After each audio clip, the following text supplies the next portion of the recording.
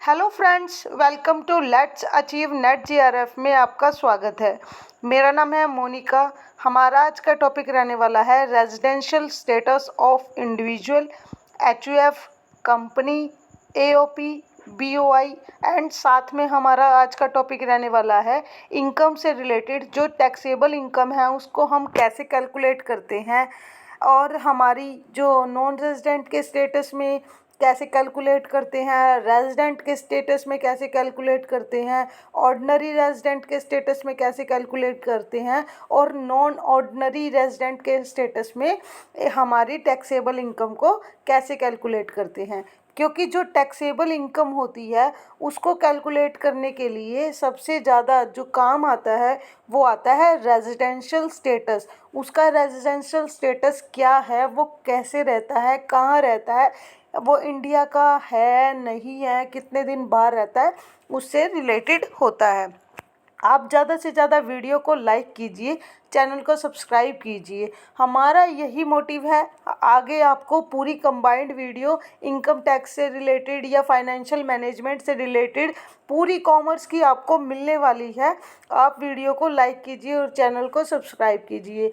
मैं आपको ऐसे ही शॉर्ट वीडियोस भी प्रोवाइड करवाती रहूँगी और कंबाइंड वीडियो आपको वीकली या 15 दिन के अंदर मैं आपको प्रोवाइड करवाती रहूँगी, जिसमें पूरा आपका सिलेबस जो एनटीए यूजीसी नेट की तरफ से होता है, जैसे कि फाइनेंशियल मैनेजमेंट का जो भी टॉपिक होगा या इनकम टैक्स का जो भी टॉपिक होगा, वो पूरा टॉपिक आपको एक ही वीडियो में, साथ ही साथ जो पीवाईक्यू के जो क्वेश्चंस बन के आते हैं या जो टॉपिक्स होते हैं नए या कॉन्सेप्ट होते हैं जो करंट अफेयर से उठाए जाते हैं, वो भी आपको कंबाइंड कर कर पूरा जो एनालिसिस होता है वो आपको पूरा एक ही वीडियो के अंदर मिलेगा। क्योंकि यही मोटिव है कि बच्चे ज़्यादा से ज़्यादा टाइम अपना वेस्ट ना करें और एक ही वीडियो में उनको कंप्लीट अपना कंटेंट मिल जाए। मेरा मोटिव यही है, क्योंकि जो बिगनर्स होते हैं, जो बच्चे नए स्टार्ट करते हैं, उनको यही नहीं पता होता हमारा सिलेबस हम कवर कहाँ से करें।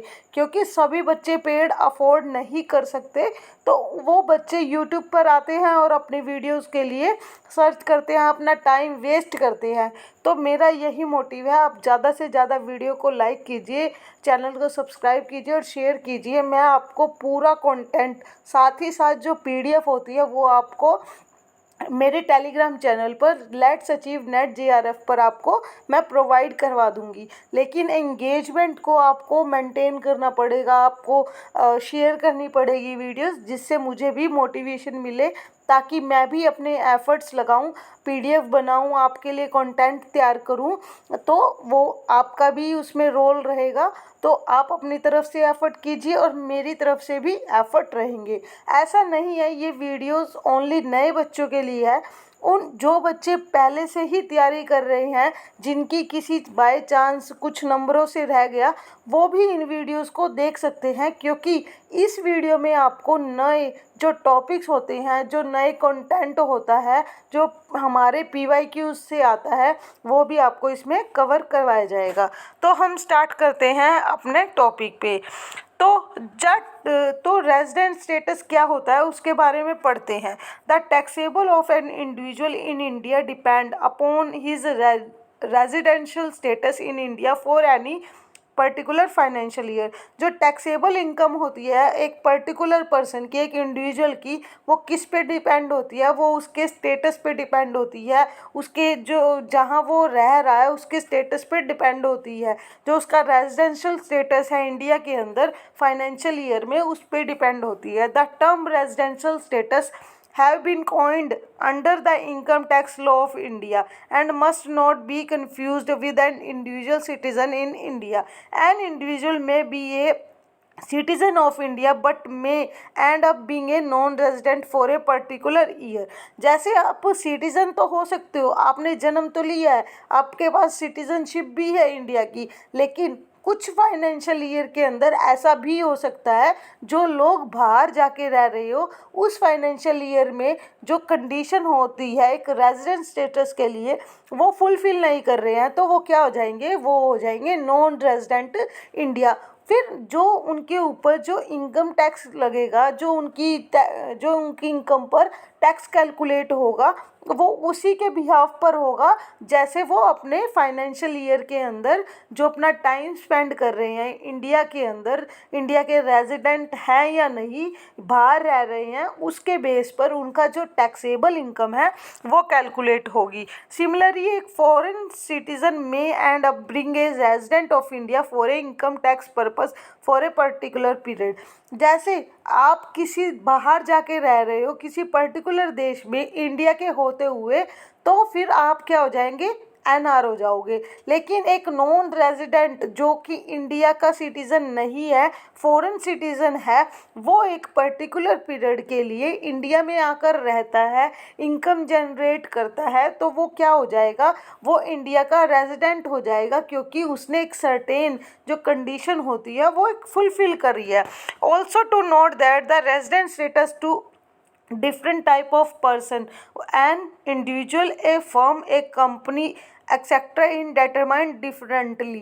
मतलब जो इंडिविजुअल होता है, एक सिंगल पर्सन होता है, उसके जो रेजिडेंट स्टेटस की कैलकुलेशन है वो अलग तरीके से होगी, जो एक फर्म है उसकी कैलकुलेशन एक अलग तरीके से होगी, कंपनी की अलग तरीके से होगी, एओपी और एओ जो एओपी और बीओआई है उसकी अलग तरीके से होगी, और जो एचयूएफ है उसके केस में अलग तरीके से होगी। In this article we have discuss about how the resident status of an individual taxpayer can be determined for any particular financial year. तो हम पढ़ते हैं जो रेजिडेंट स्टेटस होता है वो कैसे होता है। Resident status of individual, resident होता है या नॉन रेजिडेंट होता है, या तो हमारे पास क्या होगा, रेजिडेंट होगा या नॉन रेजिडेंट होगा, जिनके लिए कंडीशन होती है जिनको हम आगे पढ़ने वाले हैं। फिर आता है रेजिडेंट स्टेटस के केस में भी हमारे पास दो कैटेगरी होती है, जिसमें ऑर्डिनरी रेजिडेंट होगा या नॉन ऑर्डिनरी रेजिडेंट होगा, जिनके लिए एक पर्टिकुलर कंडीशन होती है। आप उन कंडीशन को फुलफिल करोगे तो आप ऑर्डिनरी रेजिडेंट हो जाओगे, और जब आप उन सर्टेन कंडीशन को फुलफिल नहीं कर रहे तो आप एक नॉन ऑर्डिनरी रेजिडेंट हो जाओगे, जिनको हम आगे डिटेल में डिस्कस करेंगे। तो अब आते हैं जो हमारी बेसिक कंडीशन है रेजिडेंशियल स्टेटस को लेकर, जो बेसिक कंडीशन है हमारी सेक्शन 6 के अंदर दी गई है। सेक्शन 6(1) क्या कहता है, ये कहता है हमारे पास दो तरह की कंडीशन होती है। एक हमारे पास होती है बेसिक कंडीशन, जिसको हम सेक्शन 6(1) के अंदर लेते हैं, जिसमें क्या कहता है, stay in India for a period of 182 days और more than during the relevant previous year और not be continuous, stay need not be continuous. क्या होता है, जो हमारी टैक्स की कैलकुलेशन होती है वो हमारे प्रीवियस ईयर के बेस पर होती है, और कैलकुलेशन किस में होती है, किस ईयर में होती है, हमारे असेसमेंट ईयर में होती है। हमने इनकम जनरेट करी पिछले साल और हम टैक्स पे कर रहे हैं अब के साल, तो हमारा जो रेजिडेंट स्टेटस है वो भी हमारा कब का देखा जाएगा, पिछले साल का देखा जाएगा कि हम पिछले साल इंडिया में कितने दिन रहे। यदि आप इंडिया में 182 डेज रहते हो, आपने वो कंडीशन फुलफ़िल करी है, सेक्शन 6(1) की फुलफ़िल करी है जो कि बेसिक कंडीशन है, तो आप क्या हो जाओगे, आप इंडिया के रेजिडेंट हो जाओगे। फिर दूसरी कंडीशन आती है सेक्शन 6(1) के अंदर, जिसमें क्या कहता है, stay in India for a period 60 और more day during relevant previous year. यदि आप सेक्शन 6(1) की कंडीशन क्या कहती है, आप यदि प्रीवियस ईयर के अंदर 60 डेज या उससे ज़्यादा रहते हो तो भी आप इंडिया के क्या हो जाओगे, रेजिडेंट्स हो जाओगे, क्योंकि ये हमारी सेकंड कंडीशन है। यदि आप 182 डेज़ की जो कंडीशन है उसको फुलफिल नहीं करते तो आप कौन सी कंडीशन पे आ जाओगे, ऑटोमेटिकली आप आ जाओगे दूसरी कंडीशन पर। जो दूसरी कंडीशन क्या कहती है, आप कम से कम 60 दिन तक प्रीवियस ईयर में इंडिया में रहे हो या उससे ज़्यादा रहे हो तो आप क्या हो जाओगे, आप रेजिडेंट हो जाओगे। और जो ये हमारी 60 डेज़ वाली कंडीशन है जो कि सेक्शन 6(1)(c) के अंदर आती है, आप मेन सेक्शन को याद रखिए क्योंकि ये पेपर में पूछे जाते हैं। जो रेजिडेंट स्टेटस वाला सेक्शन है वो सेक्शन 6 है, उसको आप याद रखिए क्योंकि ये पेपर में काफ़ी बार पूछा गया है। तो अब आते हैं हमारी जो 60 डेज़ वाली कंडीशन है वो किन किन केस में अप्लाई नहीं होती। ऐसी कंडीशन उन केस में अप्लाई नहीं होती जो कि ऐसे मेंबर हो जो कि इंडिया को छोड़ के जा रहे हो प्रीवियस ईयर के अंदर, या क्रू के मेंबर हो इंडियन शिप में, या एम्प्लॉयमेंट के पर्पज़ से कहीं बाहर शिफ्ट हो रहे हो, या ऐसा पर्सन है जो Indian origin come to visit in India.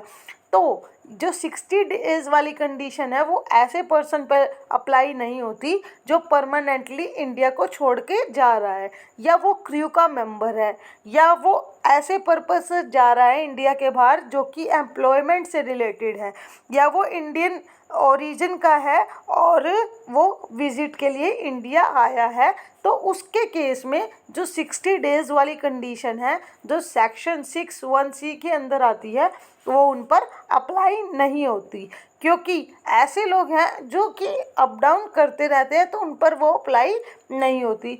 अब आते हैं जो 182 डेज़ वाली कंडीशन है, उसके केस में क्या होता है, उसके केस में भी एक मॉडिफिकेशन आती है जिसको हम क्या बोलते हैं, जो कि हमारी इनकम से रिलेटेड होती है। जो 182 डेज़ की जो कंडीशन है वो हमारी बेसिक होती है, सेक्शन 6(1)(a) के अंदर आती है। तो उसको लेके जो मॉडिफिकेशन है वो क्या है, यदि आपकी इनकम 15 लाख से ज़्यादा है इनकम इन इंडिया, यदि आप इंडिया के अंदर जो इनकम जनरेट कर रहे हो पर वो 15 लाख से ज़्यादा है प्रीवियस ईयर के अंदर, जो कि आपने पिछले साल जो अर्न किया है उसी के अंदर 15 लाख से ज़्यादा है, तो आप 120 दिन से भी ज़्यादा रहोगे, 120 दिन या उससे ज़्यादा इंडिया के अंदर स्टे करोगे, तब भी आप रेजिडेंट की कैटेगरी के अंदर आ जाओगे। आपको 182 डेज़ वाली कंडीशन को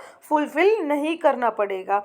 और दूसरा जो 60 डेज़ वाली कंडीशन है वो आपके लिए सेम रहती है, उसमें किसी तरह का कोई चेंज नहीं होता। और जब आपकी इनकम 15 लाख से कम है इंडिया के अंदर प्रीवियस ईयर में, तो क्या होगा, तो आपके लिए जो वो 182 डेज़ वाली कंडीशन है और जो 60 डेज़ वाली कंडीशन है वो आपके लिए सेम रहेगी।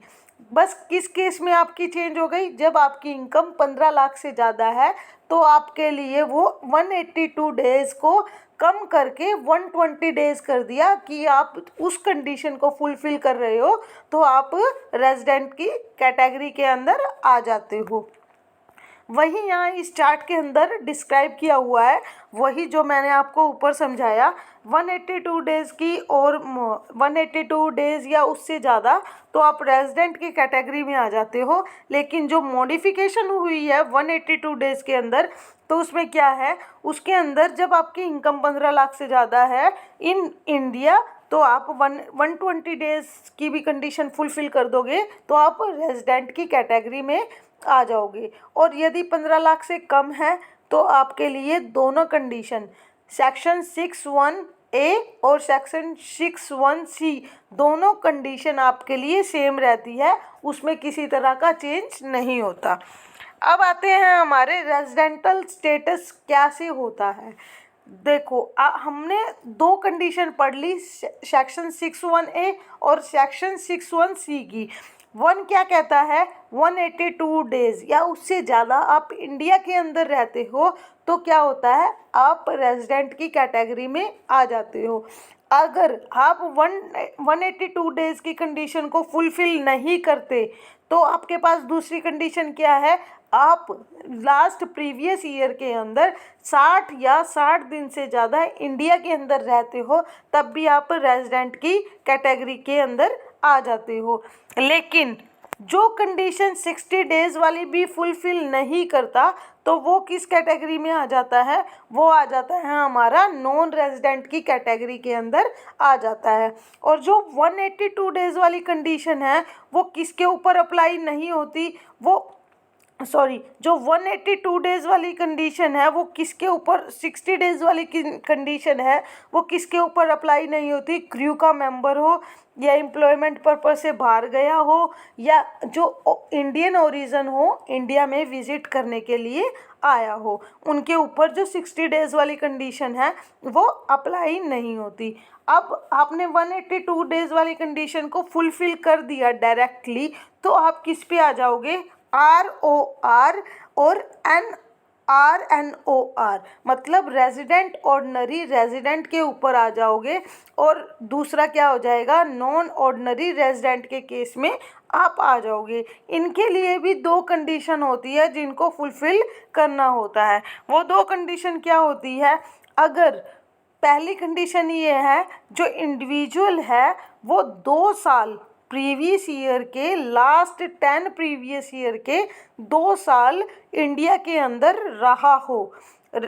और दूसरी कंडीशन क्या है, stay in India at least for 730 days in last 7 previous the last previous year proceeding the relevant previous year. मतलब पहली कंडीशन ये है, 10 साल के अंदर वो 2 साल लास्ट प्रीवियस ईयर जो कि रेलिवेंट साथ ही साथ जो ईयर्स आते हैं उनमें रहा हो। और दूसरी कंडीशन क्या है, 730 दिन लास्ट 7 प्रीवियस ईयर के अंदर वो इंडिया में स्टे किया हो। अगर वो दोनों में से किसी एक कंडीशन को फुलफिल कर देता है तो वो क्या हो जाएगा, वो आ जाएगा ऑर्डिनरी रेजिडेंट इंडिया की कैटेगरी के अंदर। अगर वो इन कंडीशन को फुलफिल नहीं करता दोनों में से किसी को भी, तो वो आ जाएगा नॉन ऑर्डिनरी रेजिडेंट की कैटेगरी में। वो रेजिडेंट तो रहेगा लेकिन वो नॉन ऑर्डिनरी रेजिडेंट की कैटेगरी में आ जाएगा। आपको ये भी समझ में आ गया होगा, जो 182 डेज वाली कंडीशन की अजम्पशन है वो इनकम के बेस पे है, और जो 60 डेज वाली कंडीशन है वो सिटीजनशिप के बेस पे है, क्रू मेंबर के बेस पे है, एम्प्लॉयमेंट के पर्पस के बेस पे है, या फॉरेन में शिफ्ट हो रहा है उस बेस पे है। तो आई होप आपको समझ में आया होगा। इसके बाद वही चार्ट दिया हुआ है, 182 डेज या उससे ज़्यादा वो रहता है तो रेजिडेंट की कैटेगरी में आ जाता है, सीधा यहाँ पे रेजिडेंट की कैटेगरी में आ जाता है। अगर वो 182 डेज नहीं रहता तो फिर उसके पास एक कंडीशन होती है, 60 डेज या उससे ज़्यादा और last 365 days in last 4 financial previous year के अंदर वो रहा हो, ये कंडीशन उसके पास आ जाती है। अगर वो इस कंडीशन को भी फुलफ़िल नहीं करता तो वो नॉन रेजिडेंट की कैटेगरी में आ जाता है। अगर वो फुलफ़िल कर देता है तो वो रेजिडेंट की कैटेगरी में चला जाता है। फिर उसके पास 2 और कंडीशन आती है जिनमें से उसको एक को फुलफ़िल करना होता है। पहली कंडीशन आती है, लास्ट 10 प्रीवियस ईयर के अंदर वो 2 साल, सॉरी प्रीवियस ईयर नहीं, लास्ट 10 फाइनेंशियल ईयर के अंदर वो 2 फाइनेंशियल ईयर में इंडिया में स्टे किया हो। दूसरी कंडीशन है, last 730 days out of 7 financial year वो इंडिया में स्टे किया हो। दोनों में से एक भी कंडीशन को जो रेजिडेंट है वो फुलफ़िल कर देता है तो वो ऑर्डिनरी रेजिडेंट की कैटेगरी में आ जाता है। अगर वो दोनों में से किसी एक को भी फुलफ़िल नहीं करता तो वो नॉन ऑर्डिनरी रेजिडेंट की कैटेगरी के अंदर आ जाता है। ये हो गया हमारा रेजिडेंट ऑफ इंडिविजुअल का स्टेटस, जो कि इंडिया के अंदर किन किन कंडीशन को फुलफ़िल कर कर होता है। अब हमारा दूसरा टॉपिक आता है residential status of an HUF। HUF के केस में रेजिडेंट स्टेटस कैसे फुलफ़िल होता है, कैसे उसकी कंडीशन होती है, जिनको फुलफ़िल करने के बाद हम रेजिडेंट बनते हैं, या जो HUF है हिंदू अनडिवाइडेड फैमिली वो कैसे रेजिडेंट बनती है, उनकी क्या कंडीशन है, उनके बारे में हम पढ़ते हैं। If control and management situated Holi in India, तो क्या होगा, वो रेजिडेंट की कैटेगरी में आ जाता है। होल आउटसाइड इंडिया, तो वो क्या होगा, नॉन ऑर्डिनरी रेजिडेंट की इंडिया में आ जाता है। मतलब जो HUF है वो उसका कंट्रोल और जो मैनेजमेंट है वो इंडिया के अंदर है तो वो रेजिडेंट के कैटेगरी में आ जाएगा। अगर वो इंडिया से बाहर है तो वो नॉन ऑर्डिनरी रेजिडेंट की कैटेगरी में आ जाता है। इसके बाद वो ही सेम दो एडिशनल कंडीशन ऑर्डिनरी रेजिडेंट और नॉन ऑर्डिनरी रेजिडेंट के लिए होती है। वही सेम जो इंडिविजुअल के केस में होती है वही सेम एचयूएफ के केस में होती है। लेकिन इसमें डिफरेंस क्या आता है, जो हिंदू अनडिवाइडेड फैमिली है, जो उसका कर्ता है, जो हेड है उसका, उसको ही वो कंडीशन फुलफिल करनी होती है, ना कि पूरी हिंदू अनडिवाइडेड फैमिली को। लेकिन जो कर्ता है वो उस कंडीशन को फुलफिल कर देता है तो जो पूरी हिंदू अनडिवाइडेड फैमिली है वो उसका पार्ट बन जाती है। Karta have been resident in India at least 2 out of 10 years immediately preceding the relevant previous year, और karta have been present in India for a period 730 days और more during 7 year immediately preceding the previous year। अगर कर्ता 2 साल 10 साल के अंदर India में रहता है तो वो रेजिडेंट की ऑर्डिनरी रेजिडेंट की कैटेगरी में आ जाता है। अगर जो करता है उन दोनों में से किसी एक भी कंडीशन को फुलफिल नहीं करता तो वो क्या हो जाएगा, वो नॉन ऑर्डिनरी रेजिडेंट की कैटेगरी में आ जाएगा। Resident status of an HUF if control and management of if affairs situated wholly or partially in India।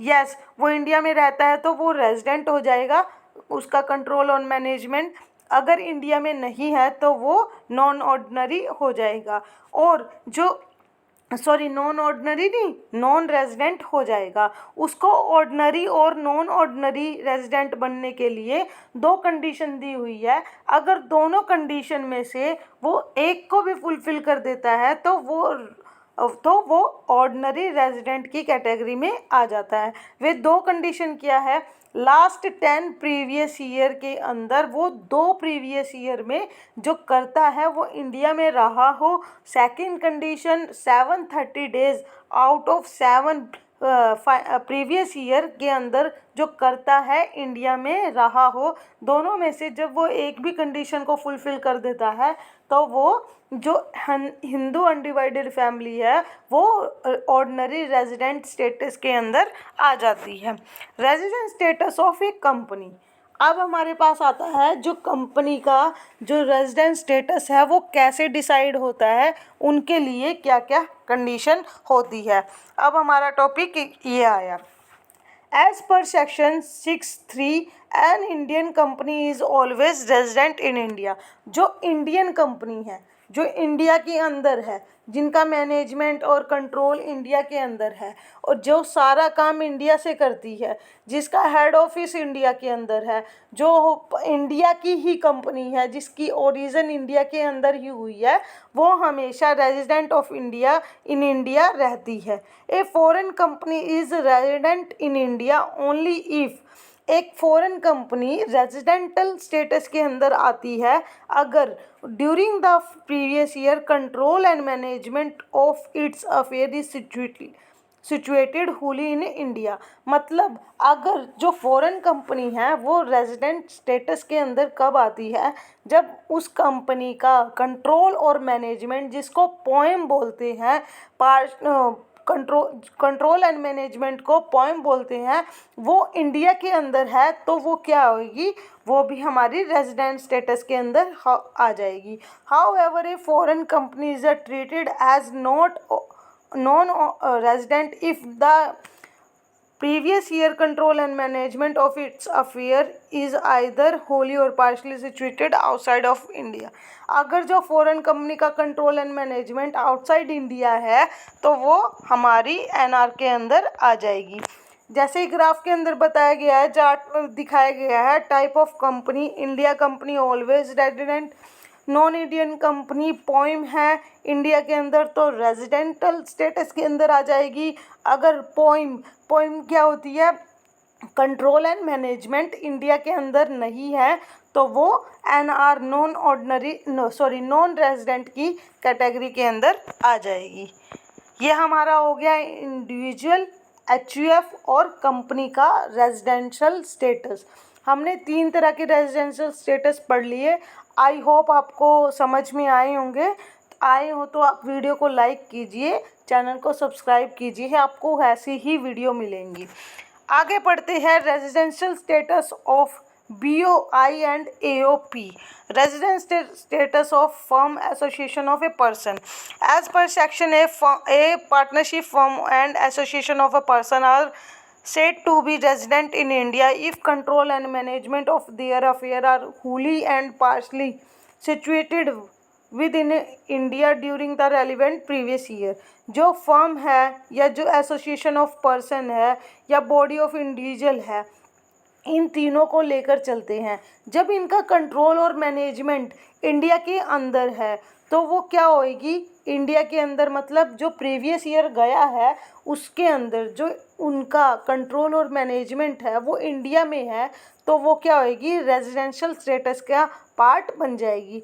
अगर AOP, BOI, firm, partnership firm कोई भी अगर उनका कंट्रोल एंड मैनेजमेंट कंपनी का लास्ट प्रीवियस ईयर के अंदर इंडिया में नहीं है तो वो रेजिडेंशियल स्टेटस के अंदर नहीं आएगी, तो वो नॉन रेजिडेंट की कैटेगरी में आ जाएगी। जैसे आप इसमें देख सकते हो, if control and management wholly outside of India तो नॉट रेजिडेंटल की कैटेगरी में आ गई। If control and management in India और some in India some and outside India तो रेजिडेंट की कैटेगरी के अंदर AOP, BOI और फर्म आ जाएगी। ये हो गए हमारे रेजिडेंटल स्टेटस से रिलेटेड, जिसमें हमने इंडिविजुअल पढ़ लिया, HUF पढ़ लिया, कंपनी पढ़ ली, फर्म पढ़ ली, AOP पढ़ ली, BOI पढ़ ली, जिनका हम अब आई होप आपको अच्छे से समझ में आया हो। कोई भी आपको डाउट हो आप मुझसे कमेंट कर सकते हो या डिस्क्रिप्शन में मेरा नंबर दिया हुआ है, चैनल के डिस्क्रिप्शन में ईमेल आईडी दी हुई है, आप वहाँ पे भी कांटेक्ट कर सकते हो डायरेक्टली मुझे, आपको कोई भी डाउट है। मेरा यही मोटिव है, जो नए बच्चे हैं, जो बिगनर्स हैं, जैसे डिफ़िकल्टीज़ किसी टाइम में हमें भी होती थी, तो वो उन बच्चों को ना हो, यही मेरा मोटिव है। और मैं इसी मोटिव को लेके वीडियोस बनाती हूँ और आपके साथ शेयर करती हूँ कि उनको किसी तरह की डिफ़िकल्टीज़ ना हो, क्योंकि NTA UGC नेट का एग्ज़ाम ऐसा एग्ज़ाम है जो आप 1 साल की मेहनत करोगे तो आपको 1 साल के अंदर इतना रिटर्न दे देगा, आपको कभी दोबारा लाइफ के अंदर मुड़ के नहीं देखना पड़ेगा। लेकिन आपको 1 साल जम के मेहनत करनी पड़ेगी, PYQs लगाने पड़ेंगे, सिलेबस पूरा करना पड़ेगा, सब कुछ करना पड़ेगा, लेकिन 1 साल की मेहनत आपकी लेगी, उसके बाद आपको कभी पीछे मुड़ के नहीं देखना पड़ेगा। अब आते हैं हमारे दूसरे टॉपिक पे, जो हमारा है स्कोप ऑफ टोटल इनकम, जो सेक्शन 5 के अंदर आता है। तो इनकम कैसे होती है, अलग अलग तरह की इनकम होती है, जिसको हम जो ऑर्डिनरी रेजिडेंट है, नॉन ऑर्डिनरी रेजिडेंट है या नॉन रेजिडेंट है, उनको डिवाइड कर देते हैं, उनको सेपरेट कर देते हैं। सबकी टैक्स जो इनकम टैक्सेबल होती है, सबकी जो कैलकुलेशन होती है वो अलग अलग होती है, उसको हम पढ़ने वाले हैं। सबसे पहले आता है income receive and deem to be receive in India during previous year whether accrue and arise anywhere. मतलब जो इनकम है वो रिसीव भी इंडिया के अंदर हुई है और डीम टू बी रिसीव भी इंडिया के अंदर हुई है, और जो अक्यूर है और अराइज है वो कहीं भी हो सकती है। तो उसके अंदर कौन कौन टैक्सेबल होगा उसके बारे में पूछा गया है।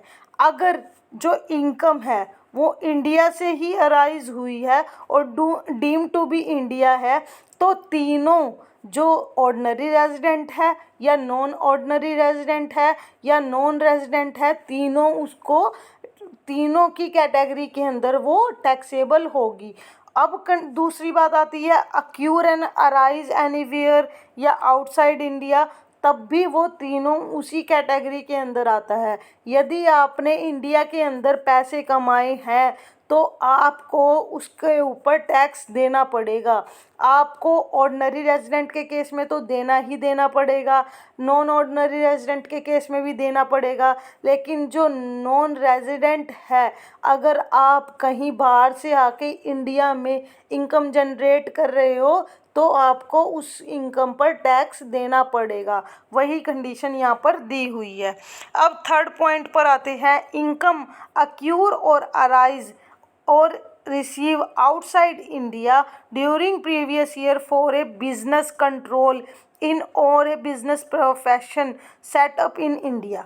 तो इसमें क्या कहा है, जो इनकम है वो अक्यूर, अराइज, रिसीव तीनों आउटसाइड इंडिया हुई है, लेकिन जो उनका जो कंट्रोल एंड मैनेजमेंट है बिजनेस का वो इंडिया के अंदर है। तो उस केस में क्या होगा, जब आपकी इनकम आउटसाइड इंडिया अराइज और रिसीव हुई है तो जो नॉन रेजिडेंट है वो आपका साइड हो जाएगा, उसका आपसे कोई लेना देना नहीं रहेगा। तो और रहे जो ऑर्डिनरी रेजिडेंट है या नॉन ऑर्डिनरी रेजिडेंट है, अगर जो बिजनेस एंड प्रोफेशन का जो कंट्रोल और मैनेजमेंट है इंडिया के अंदर, तो उनको तो वो टैक्सेबल होगा, उनको तो करना पड़ेगा। लेकिन जब कंट्रोल एंड मैनेजमेंट इंडिया के अंदर है और इनकम आउटसाइड इंडिया अराइज हो रही है तो नॉन रेजिडेंट उस केस में कोई टैक्स पे नहीं करेगा, उसकी इनकम टैक्सेबल नहीं होगी। अब आते हैं फोर्थ पॉइंट पे, जिसके अंदर क्या गया है, इनकम अक्यूर और अराइज और रिसीव आउटसाइड इंडिया, और जो कंट्रोल और मैनेजमेंट है वो भी आउटसाइड इंडिया है। तो उस केस में क्या होगा, उस केस में पहले केस में हमने क्या किया था, जिसके अंदर कंट्रोल और मैनेजमेंट इंडिया में था तो हमने नॉन रेजिडेंट को अलग कर दिया था। लेकिन अब जो कंट्रोल और मैनेजमेंट है वो भी इंडिया के अंदर नहीं है, तो क्या होगा, जो नॉन ऑर्डिनरी रेजिडेंट है वो भी टैक्सेबल की लिमिट से बाहर हो जाएगा।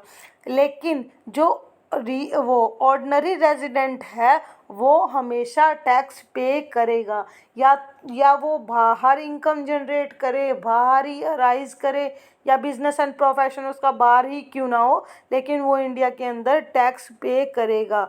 उसकी जो इनकम है वो टैक्सेबल होगी इंडिया के अंदर। फिफ्थ पॉइंट पे आते हैं, इनकम अक्यूर और अराइज और receive outside India during any previous year preceding to relevant previous year and remain to India during previous year। इस केस में क्या होगा, इस केस में कोई भी किसी भी तरह की कोई टैक्सेबल इनकम नहीं होगी, ऑर्डिनरी रेजिडेंट के केस में भी, नॉन ऑर्डिनरी रेजिडेंट के केस में भी, और नॉन रेजिडेंट के केस में भी किसी की इनकम टैक्सेबल नहीं होगी। इसमें भी वही बताया गया है, इनकम रिसीव इंडिया के अंदर हुई है तो तीनों उस पर टैक्स पे करेंगी। दूसरे में भी इंडिया में उसकी हुई है, रिसीव हुई है, राइज हुई है, तो इंडिया में तीनों उसको टैक्सेबल उसकी लिमिट में आएंगे और टैक्स पे करेंगे। अगर बिजनेस एंड प्रोफेशन जो इनकम अराइज हुई है और रिसीव हुई है आउटसाइड इंडिया हुई है, लेकिन जो बिजनेस एंड प्रोफेशन है वो इंडिया के अंदर है, तो ऑर्डिनरी रेजिडेंट और नॉन ऑर्डिनरी रेजिडेंट इंडिया के अंदर टैक्सेबल होंगे। अगर इनकम अराइज और रिसीव आउटसाइड इंडिया हुई है और बिजनेस एंड प्रोफेशन भी आउटसाइड इंडिया है, तो ओनली ऑर्डिनरी रेजिडेंट की इनकम है वो टैक्सेबल होगी। नॉन रेजिडेंट और नॉन ऑर्डिनरी रेजिडेंट की इनकम है वो टैक्सेबल नहीं होगी। जब दोनों चीज़ बिजनेस एंड प्रोफेशन भी और इनकम अराइज और रिसीव भी बाहर हुई हो, तब उसके केस में नहीं होगी। अब आते हैं foreign asset disclose requirement under the income tax act. Income tax act के अंदर जो फॉरेन एसेट है उसका डिस्क्लोज़र है, किसके लिए मैंडेटरी होता है, उसका डिस्क्लोज़र है वो ऑर्डिनरी रेजिडेंट के केस में उसका रिक्वायरमेंट होती है। लेकिन जो हमारी वो होती है नॉन ऑर्डिनरी रेजिडेंट होती है या नॉन रेजिडेंट होती है, उनके केस में फॉरेन एसेट का डिस्क्लोज़र है, उसकी कोई रिक्वायरमेंट नहीं होती। Thank you so much. आपको वीडियो अच्छी लगी, आपने वीडियो देखी, तो आपको अच्छी लगी है तो वीडियो आप शेयर कीजिए ताकि उन बच्चों तक पहुँचे ये वीडियो जिन बच्चों को इस वीडियो की ज़रूरत है या जो इस टॉपिक को कवर करना चाहते हैं, जो जेन्युइनली इस वीडियो को देखना चाहते हैं या पढ़ना चाहते हैं, उन तक पहुँचे ये वीडियो। आप चैनल को सब्सक्राइब कीजिए, वीडियो को लाइक कीजिए, हमारे चैनल से ऐसे ही जुड़े रहिए। मैं आपको ऐसे ही वीडियोस प्रोवाइड करवाती रहूँगी। साथ ही साथ मैं प्रिपरेशन कर रही हूँ जो एक पूरी बड़ी वीडियो है जिसमें पूरा इनकम टैक्स और PYQ आपको कवर करवाए जाएंगे। मैं आपको जल्द ही उसको जुलाई के अंदर ही आपको प्रोवाइड करवा दूंगी, FM की भी और इनकम टैक्स की भी, दोनों वीडियोस पूरी कंबाइंड।